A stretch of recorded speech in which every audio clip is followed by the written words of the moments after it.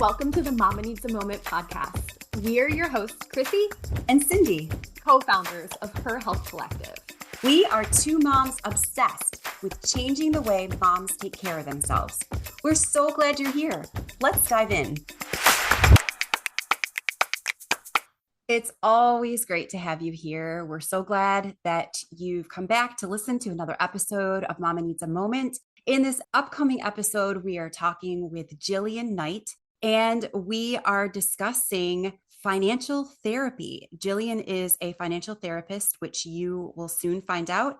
And we talk about things in this episode, such as how does somebody know if they have a poor relationship with money that may require financial therapy? We also talk about healthy messages to give to our children. And we touch base with her about her financial program that she likes to work with, as well as a finance program that she used previously. And she found that this approach did not resonate with her and her husband. We are here with Jillian Knight. She is a licensed marriage and family therapist in the state of North Carolina with 10 years of experience in the mental health field. She is also one of the first woman-identified financial therapists in North Carolina, which means that she specializes in helping professional women and moms feel good about their relationship with money. Jillian is on a mission to help women heal their relationship and start using money in alignment with their vision and values. She's a mom and a recovering people pleaser and perfectionist. I love that you admit that. Welcome, Jillian. We're so glad to have you here. Yeah, thanks for having me. Something you'll learn about me is that I'm incredibly transparent these days. So Oh, that's fantastic. I love hearing that you're transparent. I think we all should be more transparent. It just humanizes everyone. It makes us all more level, even field, right? Even playing field. So aside from what I just shared about you in the intro, we want to know a little bit more about you. Okay, so you just shared that you're transparent and you've been doing this practice for the past couple of years. Tell us like what you were like before that and why you do what you do and what your current struggles are as a mom or a care provider. Just fill us in. You've got 2 minutes to do it. I know that sounds very short, but we love giving our guests a challenge. Yeah, sure. So that's a big question. I work with women a lot of times who are like I was previously, or sometimes regress back into, depending on the day. I grew up with not a lot of money, but also not a lot of like understanding of money, and sort of internalized these messages about like money is stressful and there's never enough, and women aren't particularly good at money, so I should probably find a man and get married and be taken care of. But also, I should go to college and find a career and be successful in that. So that's a lot. And I just really didn't think that I thought that I just wasn't very good with money, and I tended to avoid it, which only made me more stressed about it, and also brought up issues in my relationship with my husband. And so I had sort of kept therapy, like being a therapist, very separate from anything related to money. And I sort of found through my own personal finance journey and working on my own relationship with money that this was what I wanted to do, was help women stop playing small, stop avoiding it, stop letting other people take care of it for you, and really just start taking up space in your financial life, because it's not true. Like, women are actually good with money when they understand how it works and work through some of these messages. Very quickly, I have an almost 3-year-old. My current struggle is that I have an almost 3-year-old. Yeah, enough said. And I am a highly sensitive person. So I'm a highly sensitive parent with a very loud, spirited toddler who will be a very strong, independent woman one day, as long as we can hold on for the ride. So trying to balance that with also owning 2 businesses and trying to grow them and still have some kind of energy and patience in life. Oh my gosh, so much. This is going to be a great conversation with you. Even as you were talking, I was like, oh, I want to find out more about that and that and that and that. So thank you for being here. I'm really looking forward to having a further chat with you about all the things that you just mentioned, especially the highly sensitive person part and all of the messages that society basically tells us. I mean, these are common messages that we're getting out in the world around us about women. And I mean, I've carried them too. So thank you for being here. Sure. Yeah, I'm excited. Let's do it. All right. I am going to ask you a random fun question for our listeners. Jillian has no idea what's going to come at her. I have no idea what's going to come at her. So, Jillian, I want you to choose a number between 1 and 10. 1 and 10. 10. Can I choose 10? You certainly can. Yes. Okay. What was your first job? And I'm going to add something to that because I feel like there should be more. So I want you to tell me about your first job. And I would love to add in, what was a lesson you learned from that first job? Ooh, that's a good question.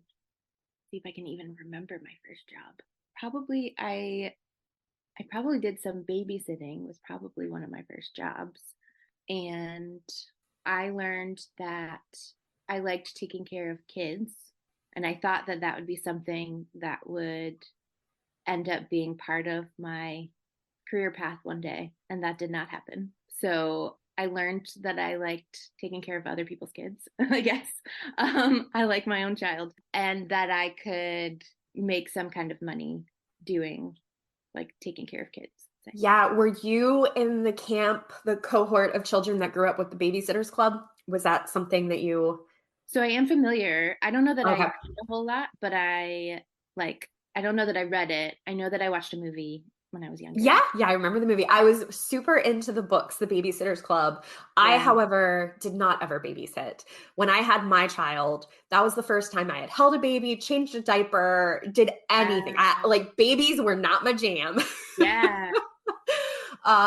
So good for you. I'm always impressed when teens are like, they were out babysitting. I was like, I was not. I was scooping frozen yogurt, froyo at TCBY, but Hey, we all have our yes, strengths. yes, indeed. And I, on the other hand, did a bunch of babysitting. That was how I brought in my money growing up.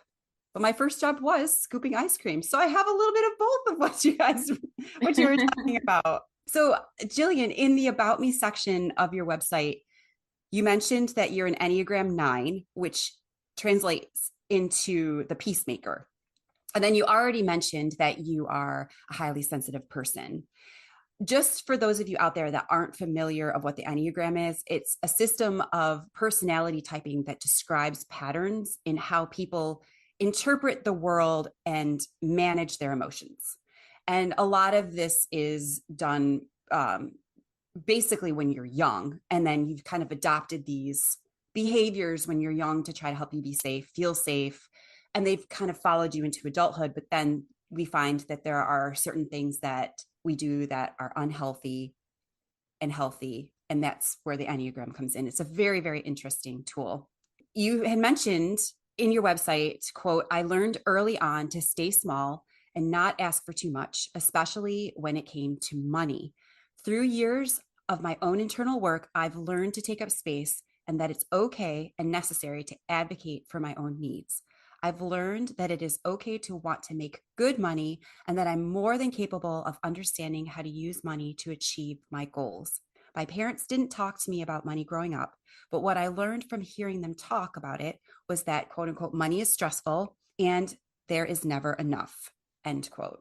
You also said that you got the message somewhere along the way that girls and women aren't good at math or money. And you had mentioned that also in your intro when we were talking to you about getting to know you a little bit more, and that you would need to find a man to take care of you.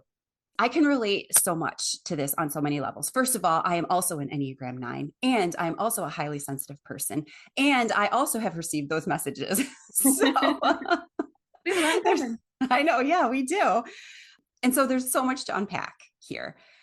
I'd like to start with the messages that we've all created about things in our lives. Everybody creates messages, whether we're aware of them or not. We interpret our world by creating different stories in our minds, different messages. How does someone know if they have a poor relationship with money that may require financial therapy? Yeah, that's a great question. So I don't know that everyone needs financial therapy, but I do think that everyone could benefit from working, or at least understanding their relationship with money. So on some level, that can also be done. Like, I don't think everyone needs to see a financial therapist to do this. But there is work that can be done sort of on your own, just even as like part of personal development, understanding. A lot of what I talk about with my clients is sort of these unconscious beliefs that we have that we're sort of operating out of.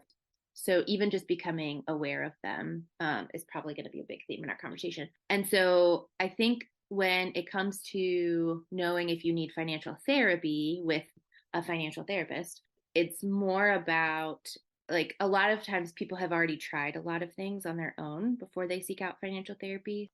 And they have either been, usually there's some level of fear around money that is getting in the way of them making progress on their financial goals, or even setting financial goals or prioritizing their financial health.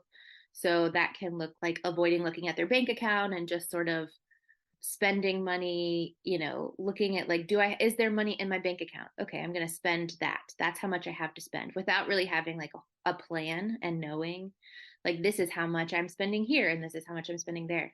So avoidance and just sort of kind of operating sort of blindly there. Or there's really a spectrum. So it can be really avoidant. You could be having trouble making financial decisions, whether that's individually or with a partner, because I work with individuals and with couples. Or also just you are working, and you have this sense of like, there's never enough, and you're like overly focused on making money, and it's impacting other areas of your life, but you don't know how to get out of that. So there's sort of a range of like, if it's been becoming problematic and you've like sought out different resources, but nothing seems to be helping, because a lot of times people will come to me after they already have like a ongoing mental health therapist. But this is a whole other conversation. Therapists aren't usually taught how to talk about money or work through money stuff of their own, or to talk to their clients about it, because for a number of reasons. So then they don't feel like they can talk to their therapist about it, or they've tried, but it hasn't been as helpful as they would like. Not, no fault to the therapist, because we're not taught this stuff. And so they'll come to me because they, like, their therapist can't talk with them about sort of the numbers also. But also they've maybe tried to talk with a financial planner, and I can get into the distinction between some of these different like financial professionals. But financial planners who, it's getting better, but sort of generally have had a tendency to meet with a client, put together a plan, and like present the plan and not understand why people might be emotional about money, or why they're not following through with the plan, even though they agreed that that sounded like a good plan. So whenever there seems to be a block there, or that someone's behaviors around money, thoughts, feelings, behaviors, feel unhealthy and feel like they are keeping them from making progress in different areas of their life. So let's say, from what you've said, someone identifies, I mean, I was in there just kind of saying, oh, that's totally me. That's totally me. But let's say our listeners have identified with one or more of what you've stated. What are some shifts that can be done right away that will begin to fix our relationship with money and start to begin to give healthy money messages to our children? Because that's where I'm nervous, is that I have my own issues with money, and that I'm going to give them to my kids, and then they're going to just kind of carry it and continue this down the line. So I would love to learn some things that I can do right away to help fix it. Also, I'll add, one of the catalysts for becoming a financial therapist and starting my own business was having a child, and realizing that I wanted to have a better relationship with money to pass on to her, and that I wanted to have like a career as a mom that I was excited and passionate about. And I wanted to set that example for her. So just side note, because I think it's important. And so, yes, what can you do right away? I don't know that your relationship with money is ever fixed. I'll say that. I think that you can improve your relationship with money, and it's been how many years that you've had this relationship with money. So it's something that takes time and sort of takes like intentionality around shifting. But I think the first thing that I would say is being really aware of what your current relationship with money is. So sometimes, like, if you were to write, like, money is, and like fill in the blank and write as much as you can about that, or write a letter to money and like think through that and look at what's sort of standing out to me as like how I would describe my relationship with money now, and like where am I struggling in my relationship with money, because you're not going to necessarily struggle in every aspect. And then the process that I work through with my clients, but that you can also do on your own with certain, I have some different books that I'll recommend and I'll share those today. So the marriage and family therapist in me has them go back to their own childhood, and think about, what did you learn about money growing up? What did you see from your parents, from your grandparents, from your caregivers, whoever that may be? If you had to describe their beliefs about money, what would you say that is? And what are some of like the memories that you had? Like, what are your initial memories? Because there's actually research that says your beliefs about money are pretty much initially set by the time you're somewhere between 7 and 9. And so thinking, Oh no, my kids are older. that's okay. That's okay. Okay. That's Okay. okay. Yeah. Talk me They're off the not, ledge. Come on. yeah, they're not ruined forever. That's like their initial beliefs, right? And so we often learn that from our families, right? Or whoever we're around when we're younger, and how they either, do they talk about money? Do they not talk about money? Is money stressful? Is there a lot of it? Is there not a lot of it? Is it something that seems to be an indication that someone has a lot of power or control? What did your family sort of attribute to money? Like, what did you learn there? Looking at that, but also there's sort of this period when it can be also during your adolescence, and it can also be sort of the period where you're like going out on your own and making money and supporting yourself for the first time. And then anything having to do with like becoming partnered and like what that process is like financially. So looking at all of that and seeing like, how did my upbringing impact my relationship with money now? And then becoming really aware on more of like a daily basis, like bringing some real mindfulness to any interaction that you have with money. So when you're in the grocery store and you're checking out, like, do you have like certain sensations in your body that come up? Because guess what? Money is incredibly emotional. Um, and we tend to experience it emotionally and physiologically, but we don't always recognize that or like pay attention to it. So starting to pay attention to when I open my bank account, when I earn money, when I make money, when it's coming in, when I don't have as much as I thought I would. Like, if you have certain practices around money, or maybe you don't, just sort of becoming aware of those things. And then starting to notice, one, what are you telling yourself during those times about money? And are there things that you're saying out loud around your children? And starting to become like more cognizant. And it's okay to say, like, we're not buying that today. It's not going to make them think that you're completely without resources. I think it's more about like inviting them into the conversation, instead of like, there's a tendency to keep money as something that we don't talk about, or something we don't talk about in front of our kids. Would there be an example that you could give on perhaps an unhealthy statement we could say in front of our kids versus a healthy statement that we say in front of our kids? Because there are things that we'll say, my husband and I'm like, I don't know if that's giving the right impression, because, kids a lot of times can say, I want to go get ice cream. They just think that it will appear that it doesn't cost any money, right? Like they can just demand what they want. But then we have to say, no, we're not getting ice cream today. We've already done this, mention something that we've already done that costs money. And then they continue. And sometimes we'll look at them and be like, well, are you buying the ice cream? And they'll say, well, no. then okay, we're not getting ice cream. So I don't know what would be considered a healthy versus an unhealthy thing to say to the kids around money. This episode is sponsored by Her Circle, the supportive and welcoming community for moms created by Her Health Collective.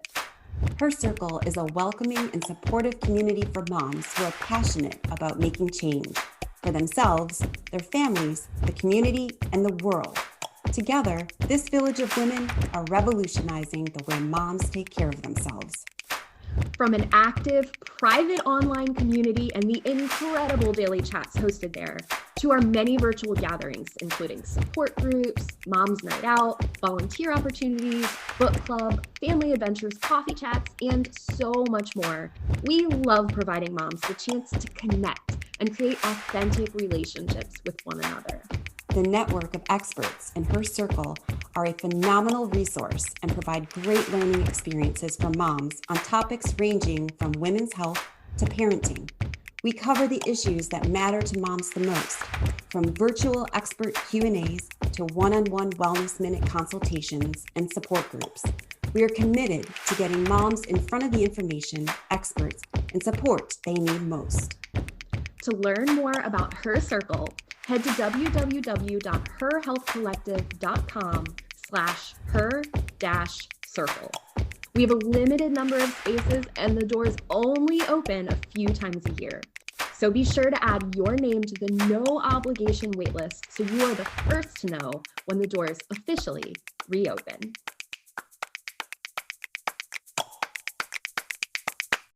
So none of what you just said sounds unhealthy to me.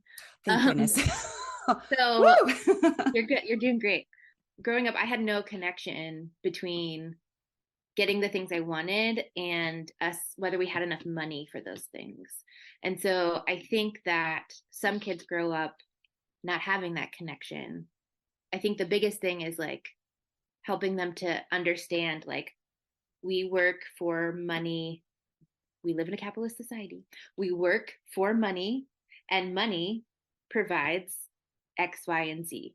And so in order to have X, Y, and Z, we have to manage our money in a way that gives us what we need, some of what we want, and provides for the future. And so kids are, their brains aren't fully developed till they're like 25, right? And so there isn't as much of a connection to like long-term consequences of financial decisions as there are once you get to that age. So if I spend too much money in this one area, then that's money that's like not going towards my short and long-term financial goals, right? We're trying to make that connection for them. And then you can also learn more about money if you don't know as much as you'd like already. And you can be talking with about those things with them and around them.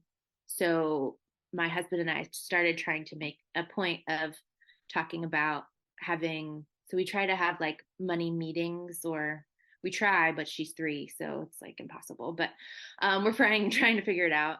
And so I'll pull up our spreadsheet of our spending plan, and like we'll be talking about it, and she's like in the room, and I want her to hear those conversations.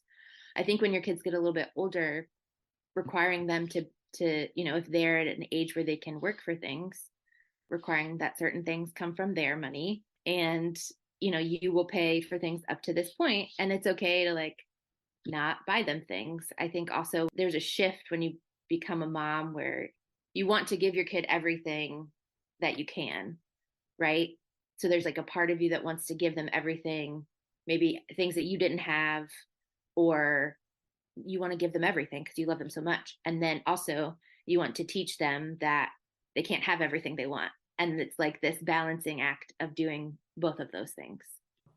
I think about sometimes from my child's perspective, I must be like an oscillating, because it's true. One minute I'm like, yes, anything you want. And then I get in my head and I'm like, no, wait, that's not a right lesson here. Let me pull back. And then I'm like on the other end of the spectrum. So yes, I feel that deeply. On your website, you share that in 2020, you realized the personal finance program you and your partner had been using was very restrictive and unhealthy for your mental wellness and relationships. You share that you're now working toward debt freedom in a way that aligns with your values and your stage of life. Can you tell us more first about the personal finance program you used previously and then the approach that you're using now? Are you all familiar with Dave Ramsey? Yeah. I was wondering if that's what you're, okay. Yes. Yep. So I have a very complicated relationship with this. When my husband and I got married, I had gone out of state for undergrad and grad school, and took out all the student loans. He took out all the student loans to go to law school, and we didn't really pay attention to it for a while. We just paid the minimums, and then when we got married, and we realized we probably need to work on this, like how we talk to each other about money.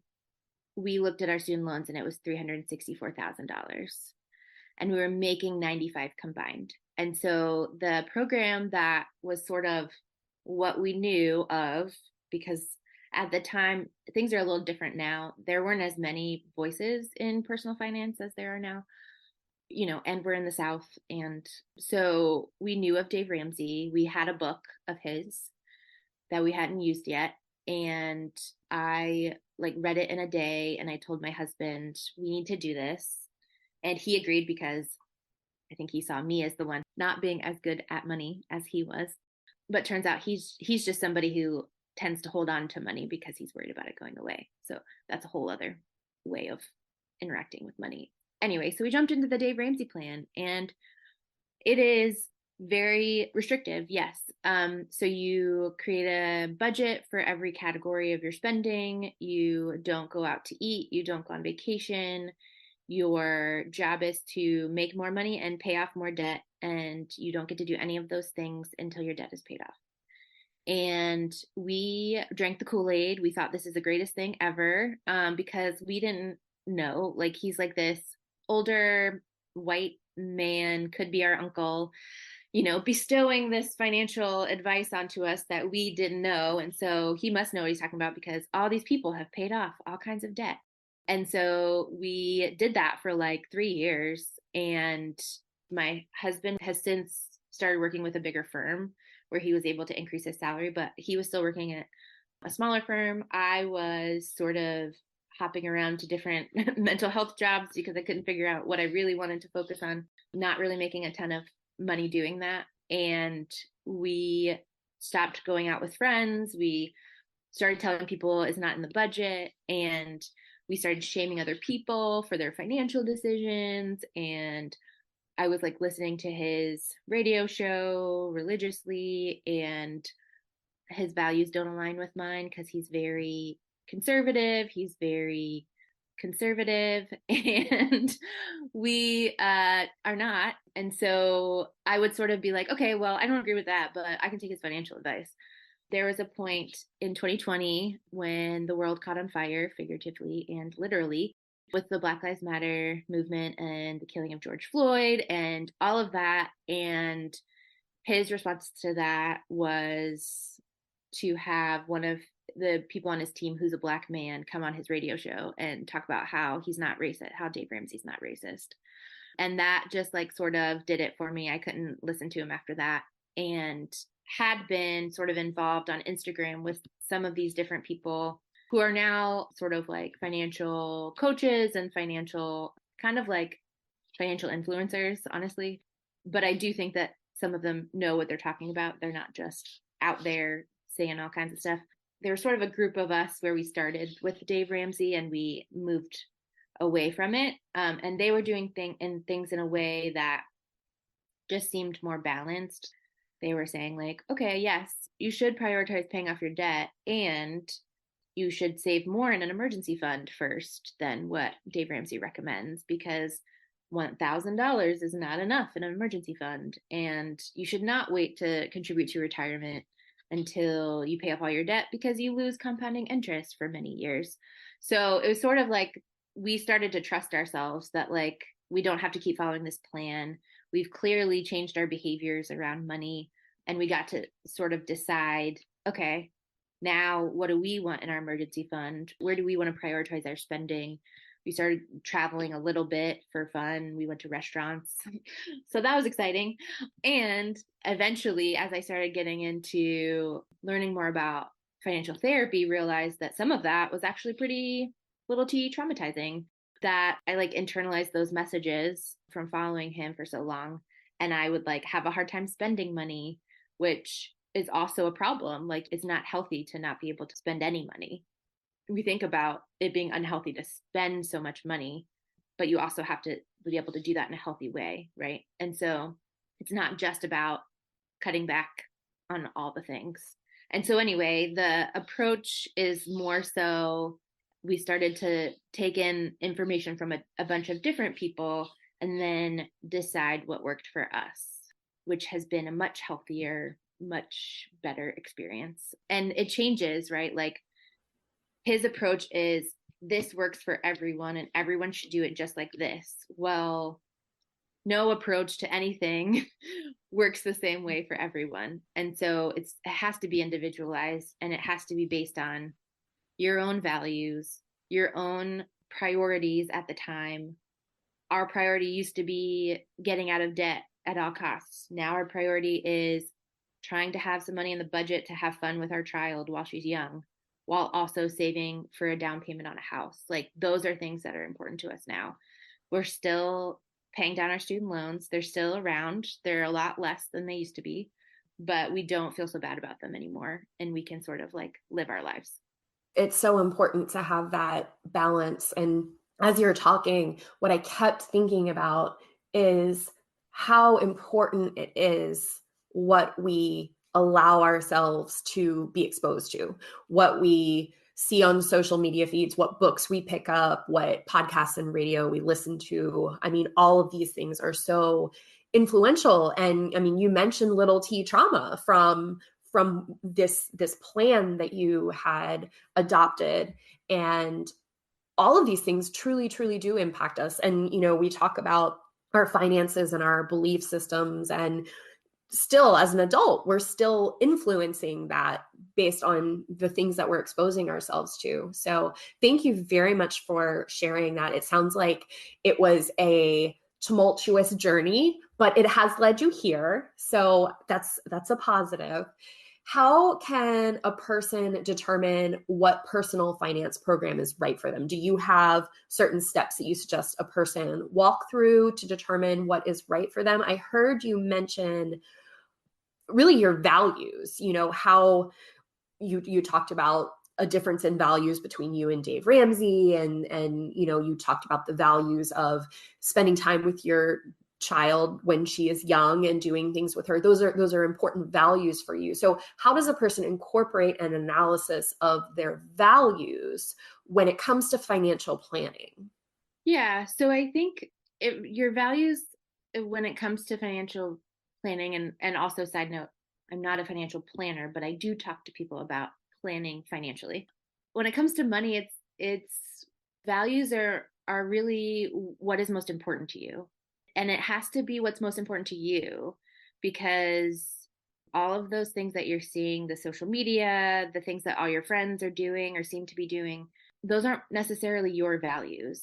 And a lot of us tend to think that we need to be doing what other people are doing because that must be what is making them happy, because that's what we see on social media, right? But it's figuring out, what do you value? So an example is like, my husband and I are not big on like buying material things, right? So some people, and this is no judgment, like some people really like handbags and shoes, the new iPhone and cars, like those are their things. And that's not really what our focus is on. What's most important to us is being able to travel and take trips and take our daughter places that we want to enjoy as a family, and like those experiences, right? And so we're spending a lot less on material things and a lot more on travel. And so that's how you figure out like, what are my values, right? So what is it that is important to me? And you might also find that like investing in your child's education is more important to you than something else. If you start to look at where you're spending your money, you can also start to see what you currently seem to value based on where your money's going. But then you can ask yourself, like, is that really what I value, or am I just spending there because it's filling some kind of need that is not getting met? That's sort of the deeper stuff that we get to. And so then you get to decide, where do I want to invest my money? Where do I want to be spending it? That's important to me. That resonates with me so much. Both my partner and I are driving our cars into the ground, like way beyond its last leg, so that we can travel, because that, those experiences are very important to us and cars are not. So your example resonated very deeply with me, actually, because we've been having car talks lately. We both are like, it's on the brink. I don't know, but we can hold on. So thank you very much for sharing that. I think it is important to pay attention to. Another thing, as you were talking, I thought about eating out, and I love eating out. It's also just something time-wise, and if I'm being honest, exhaustion, laziness, somewhere in there, we end up eating out a lot. And I want to cook at home more, financial reasons, health reasons, all the above.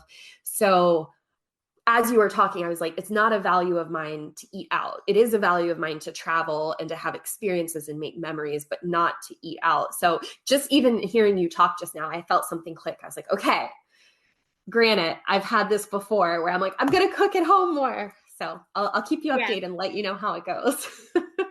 But also, as a mom, I can so appreciate the paying for convenience, though, which is not a problem. There's nothing wrong with that. Like, there are a lot of things in life that are not easy. And so when you can find ways to make your life easier, like eating out instead of cooking all the time, I don't think there's anything wrong with that. That's just my perspective. Thank you. Thank you for that. As I said, there are a multitude of reasons why I do want to start cooking at home. So I'll keep you updated, Jillian, but we'll start small. I wrote down a lot of notes, and I know I saw you writing away over there too. So I want to know what some of your takeaways were for this episode. Yeah, I really enjoyed it. I think one of the things that absolutely resonated, I'm sure everyone is aware of this to some degree, but she said that everyone could benefit from understanding their relationship with money better. And I think that's 100% true. I know for me, money is something I push to the side or ignore, or I kind of grew up with the message that it has a way of working out and we'll figure it out. So I think understanding that, exploring, as we talk about in the bonus episode, financial trauma. So understanding and exploring your own financial traumas. I have a feeling we all have some financial traumas in our history that influence us and bring that about. So I thought that was really interesting. She talks about exploring your unconscious beliefs and exploring how our fear around money and how that can get in the way. And a lot of that, just the terminology she used even, really resonated, because it's stuff you hear in therapy, but it's not always stuff you hear around the topic of money. And the other thing that really stuck with me was that it's between the ages of 7 and 9 that our initial beliefs about money being set. And my daughter is 6. So I'm like, it's crunch time. I've got to get prepared, get ready. Like I got to converse with Noah. We've got to come up with a plan of what we want my daughter's initial beliefs to be. So that definitely stuck with me too. How about you? Well, that stuck with me because I was like, we failed. No. But she talked me off the ledge. And something she did also say, she said, your relationship may not ever be fixed. And I was like, oh. And then she went on to say, but your relationship can improve. So I was like, oh. So it was this up and down of emotions. And I get it. I get it. Money is tough. It's an energy in and of itself. And you can work on it, but there's always going to be a struggle with it, whether that's a societal pressure with it or, so that made sense to me, that we can improve it and take more of a healthy attitude about it, have a more healthy attitude with it, but that takes time. And we have to, like you had said, become aware of what our relationship is with money. And did you write down, one of your things was to write a letter to money? Yeah, where she says to fill in the blank, money is blank, or write a letter to money And as you do those activities, what stands out to you as your struggle? I definitely wrote that down as something to try. And then I also wrote down journaling on what did you learn about money growing up, which is really interesting. And I think it wasn't a new thing for me, but it helped to hear it coming from her, that all of our relationships with money is on a spectrum. It's not like black and white where you have a good relationship or a bad relationship. There's so much gray area in between and a lot of areas to work on. And that felt really promising. Yeah, I think that's really interesting. I've actually noticed that myself so bringing in our business finances and then my personal finances. I am a different person when it comes to my personal finances with Noah than I am, for example, in our business with Her Health Collective. So it's a different spectrum even within one person when it comes to different aspects of who you are. I absolutely see that. Right. Yeah. And just really analyzing your memories around money. Yeah. So that all kind of goes into becoming aware, which I think was a huge takeaway in this particular episode. Absolutely. Such a great episode. Definitely enjoyed it. And I'm looking forward to part 2 of our conversation with Jillian, where we dive into the 4 aspects of financial wellness and which of those Jillian feels is most important. And then we also explore finances in your relationship. And I love this conversation because talking about finances with a partner is hard and sticky and uncomfortable. So she gives some really great advice around that. We've enjoyed hanging out with you today, friend. We hope you got to finally enjoy a hot cup of coffee as you listened. Make sure you follow us so you're the first to know when we drop a new episode. If you've enjoyed your time with us, let us know by leaving a review. We always love hearing from you. Until next time, stay true to you.